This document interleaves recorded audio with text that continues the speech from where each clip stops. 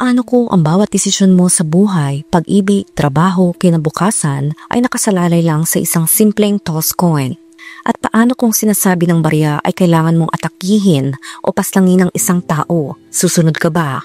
Isang gabi pagkatapos ng isang masayang party, isang 18 years old na dalagita ang pauwi na sana. Sa hintuan ng bus, nilapitan siya ng isang 19 years old na binata at inaya siyang sumama sa inuupahan nitong apartment. Ito'y sa kalapit na bayan. Pagdating doon, tahimik ang paligid. Walang ibang saksi, kundi isang barya na inihagis ng lalaki sa hangin. At sa pagbagsak ng baryang iyon, doon na pagpasyahan ang gagawin niya sa isang inosenteng dalagita.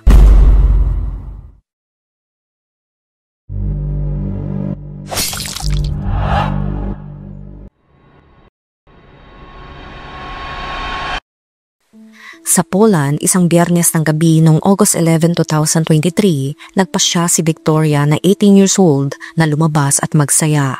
Kinaumagahan Sabado, August 12, 2023, matapos sa magdamag na kasiyahan, balak niyang umuwi. Nagtungo siya sa hintuan ng bus sa Katowice, naghintay ng sasakyan pabalik sa kanilang tahanan.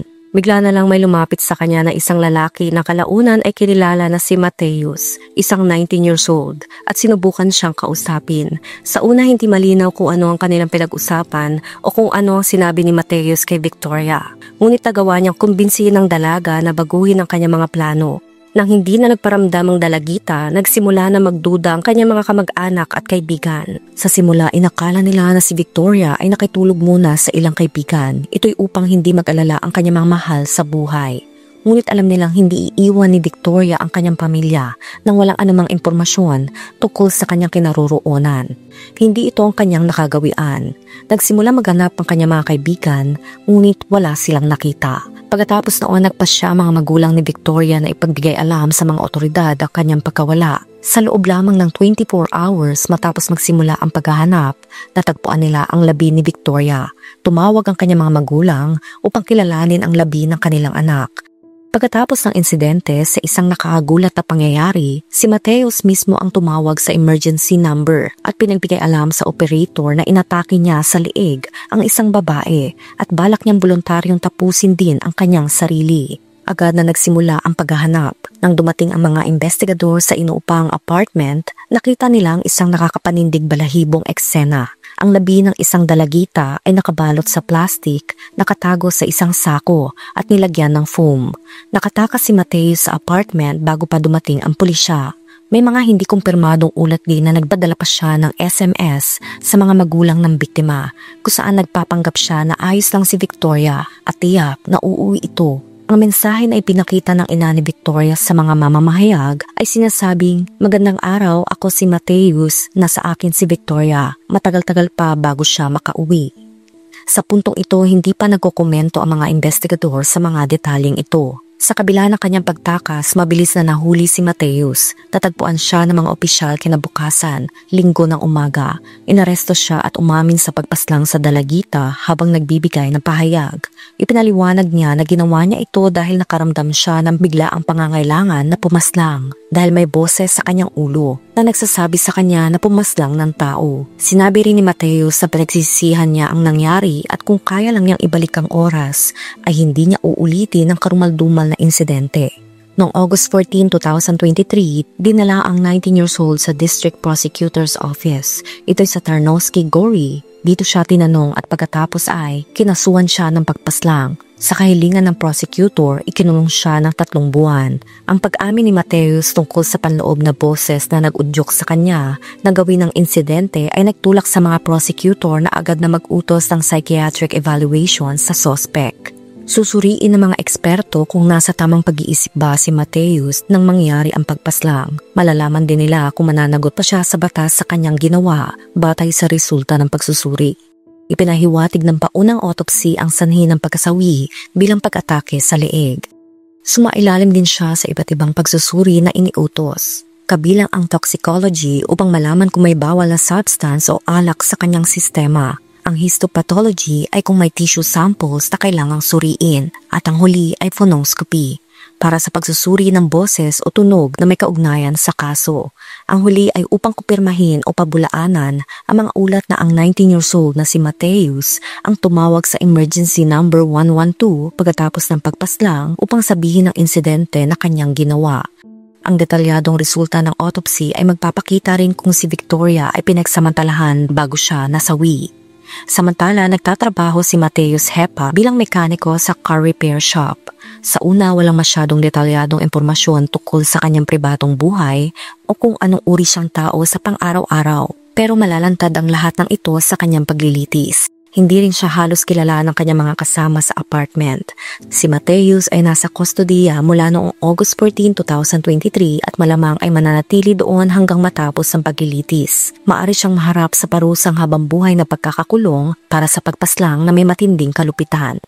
Di kalaunan, halos magdadalawang taon, noong June 4, 2025, lumabas na ang balita ng pag-usad sa kaso ni Mateus. Sa paglilitis, muli niyang ikinuwento ng detalyado ang nangyari noong gabi ng August 11, 2023. Ayon sa kanya, siya ay pauwi na mula sa night shift sa syudad ng Katowice, Poland noong August 2023 na makasalubong niya si Victoria Kozielska. Nagaling naman sa isang party. Nainganyo niya si Victoria na sumama sa kanyang apartment kung saan nakatulog ang dalagita. Sa isang nakakapangilabot na pag-amin na nagpapaalala sa The Dice Man, isang sikat na libro kung saan ang pangunahing character ay nagpapasya batay sa pagtapon ng dice. Sinabi ni Mateus sa pulisya, "Nagtos ako ng coin, lumabas ang ulo, kaya pinaslang ko siya.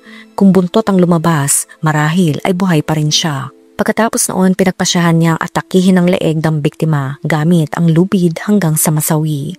Binalot niya ang labi nito sa plastic bago tumawag sa pulisya.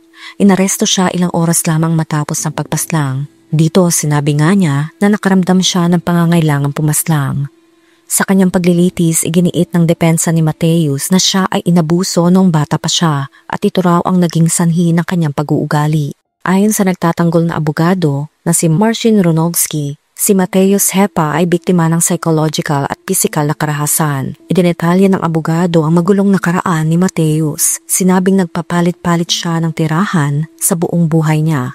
Natatakot siya sa mga tao, umiiwas sa pakikipag-ugnayan at hindi man lang makakain sa harap nila. Ang kanyang mga karamdaman ay resulta ng isang madilim na pagkabata. Binigyang diin ni Ronovsky ang pangangailangan ni Mateus ng tulong. Hindi lamang ang parusa. Kung hindi siya magagamot na maayos, maaring gumawa siya muli ng katulad ng insidente. Dito nagpatotoo rin ng lola ni Mateus para sa kanyang depensa. Aniya, takot si Mateus sa mga tao, palagi siyang nakasuot ng hoodie, tinatakpan ng kanyang mga mata ng madilim na salamin. Sa araw, isinasara rin niya ang mga kurtina sa kanyang silid. Ayaw na niyang kumain sa harap ng mga estranghero sa restaurant o kung meron mang bisita. Lumalabas lang siya tuwing gabi. Mababa ang kanyang kumpiyansa sa sarili, hindi siya minahal ng kanyang ama. Umalis ito nang siya ay 2 taong gulang pa lamang at mayroon siyang nakatagong sama ng loob sa kanyang ina. Ngunit sinabi ng abogado ng pamilya ng biktima na si Waldemar Bogdan sa korte, may karapatang sumayaw, magsaya at mabuhay si Victoria. Samantala, itinakda ng tadhana na makilala niya ang lalaking ito sa kanyang landas. Nagtoskoin si Mateus na nagpasya sa buhay ng isang dalagita. Ang paglilitis na ito ay magsisilbing aral para sa buong lipunan. Humihingi ako ng habambuhay na pagkakakulong nang walang posibilidad ng parol. Sinabi ng piskal na si Barbara, kinonsulta ang isang eksperto sa sexology na nag-diagnose sa suspect ng paraphilic disorders, particular ang sexual sadism syndrome at manubhang personality disorders. Ayon sa kanya, may mataas sa posibilidad na maulit ng suspect ang parehong uri ng karahasang sexual. Dito, hinatulan si Mateus ng habambuhay na pagkakakulong na walang posibilidad ng parol sa loob ng 40 years. Sinabi ng judge na si Agatha na nararapat lang ito kay Mateus dahil pinaslang niya ang isang random na tao at hindi nagpakita ng awa. Ang hatol na ito ay hindi narinig ni Mateus dahil wala siya sa korte. Ngunit nang siya ay humarap sa korte ng mas maaga nitong 2025, sinabi niya na bago ang pagpaslang kay Victoria, iniisip na niya ang pagpaslang ng isang tao at naglalakad siya sa paligid ng bayan na naghahanap ng biktima. Habang nakikinig ang mga lubos na nagdadalamhating magulang ni Victoria, sinabi niya, binigyan ko siya ng pagpipilian kung uuwi o sasama sa akin. Pinili niyang sumama sa akin. Umupo kami doon, nag-usap tungkol sa wala. Tapos nakatulog siya.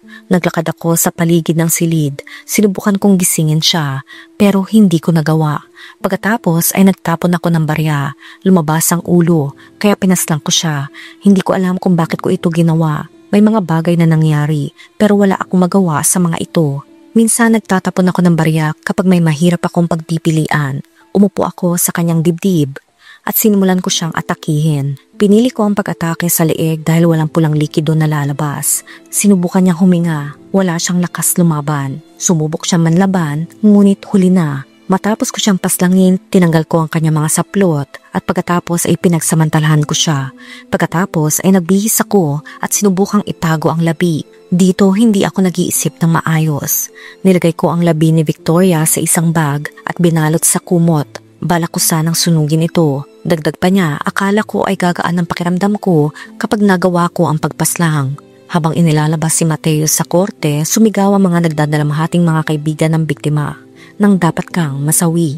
Samantala, hindi lang pagkawala ng mahal na anak, kaibigan o apo ang kinakaharap ng mga mahal sa buhay ni Victoria, kundi pati na rin ang dami ng galit na ibinuhos sa dalagita sa social media at sa mga komento sa ilalim ng mga materyales na may kaugnayan sa kaso. Karamihan sa mga posts ay hindi na angkop banggitin. Nagkomento ang mga netizen tungkol sa pagpunta ni Victoria sa apartment, kasama ang isang estranghero na kakakilala pa lamang. Ang mga kaibigan ng 18 years old bilang tugon sa pag-atake na ito ay nagbigay ng mahalagang tanong.